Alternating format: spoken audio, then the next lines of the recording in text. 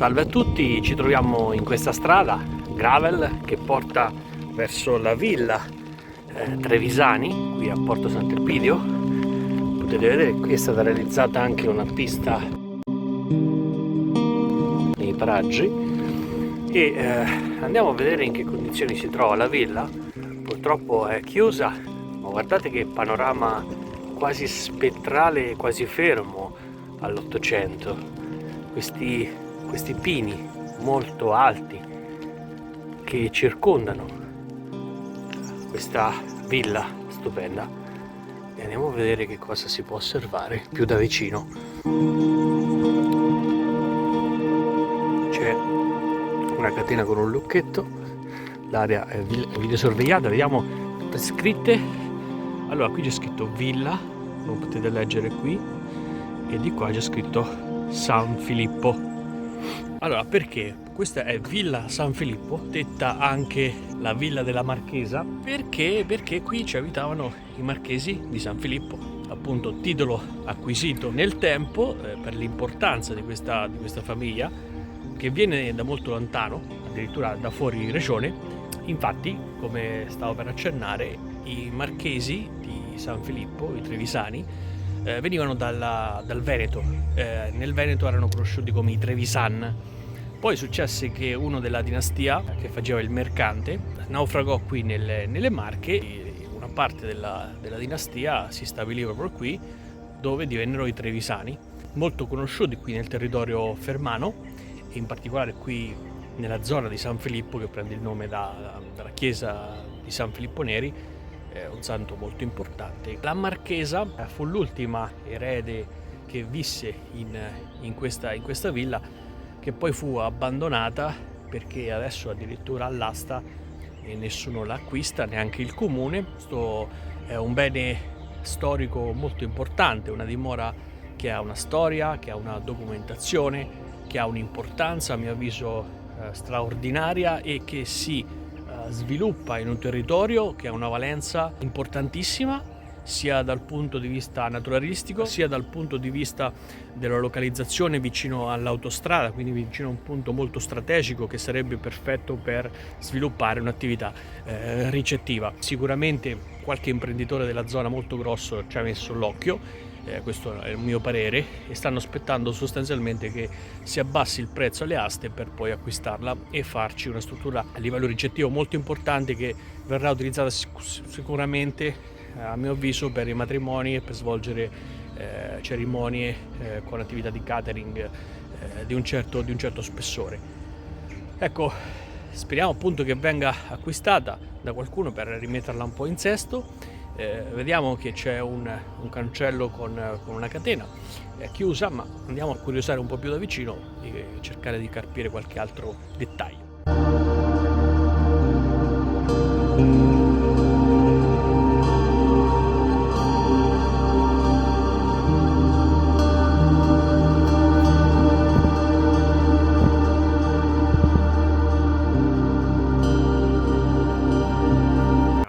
Parte possiamo vedere la casa colonica, che era riservata, diciamo, alla servitù, mentre da quest'altra parte possiamo vedere la chiesa con la cappellina, vedete, questa qua in fondo.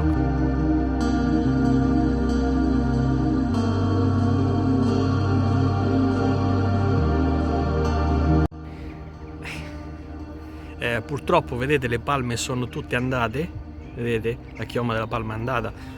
Forse sono state colpite dal punteruolo rosso, perché sono tutte andate. È un vero peccato per il patrimonio naturalistico della zona.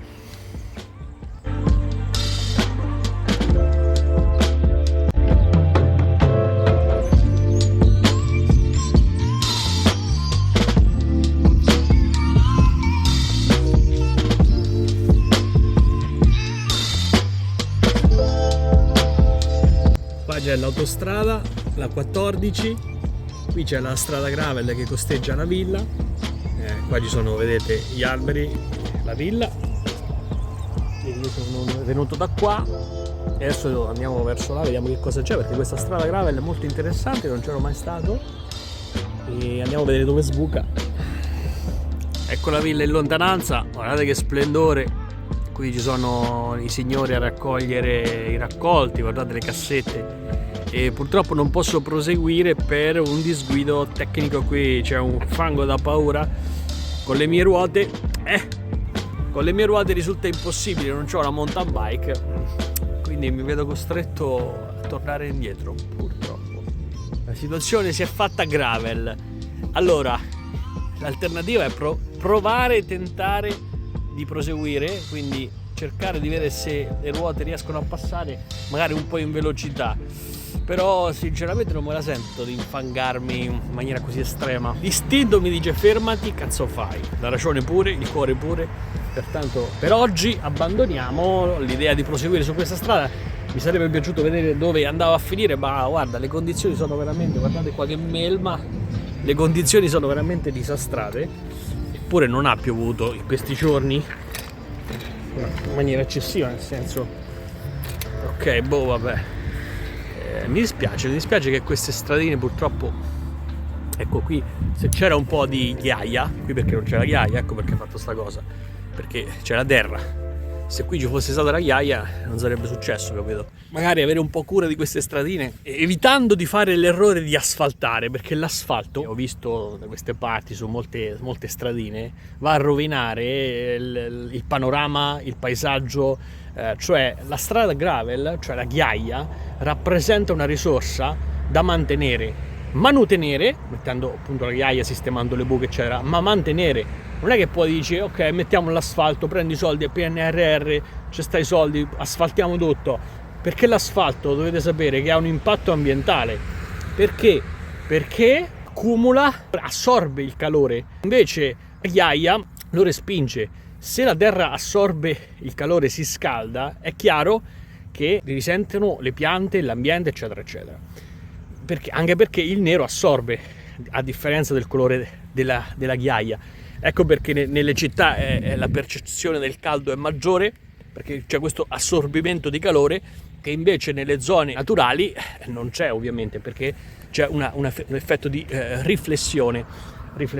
Ecco, questa è anche una riflessione che molti politici dovrebbero fare, perché purtroppo ci sono due tipologie di politici: quelli che non frega un cazzo delle strade, quindi lasciano tutto così com'è, quelli che invece vogliono far vedere che fanno cose e fanno più disastri di quelli che non fanno nulla, asfaltando strade gravel che dovrebbero invece mantenere le loro caratteristiche, la loro presenza naturalistica che si sposa con l'ambiente circostante e che ne valorizza il territorio. Invece asfaltandola vai a depotenziare il valore del territorio stesso, e soprattutto in ambito cicloturistico e di valorizzazione da questo punto di vista a livello turistico, esperienziale, naturalistico.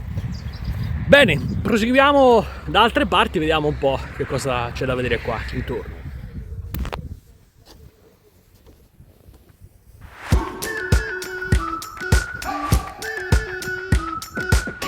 We've been waiting for so long, we've been waiting for this time to begin. We ain't getting any older, I kind of feel a little younger.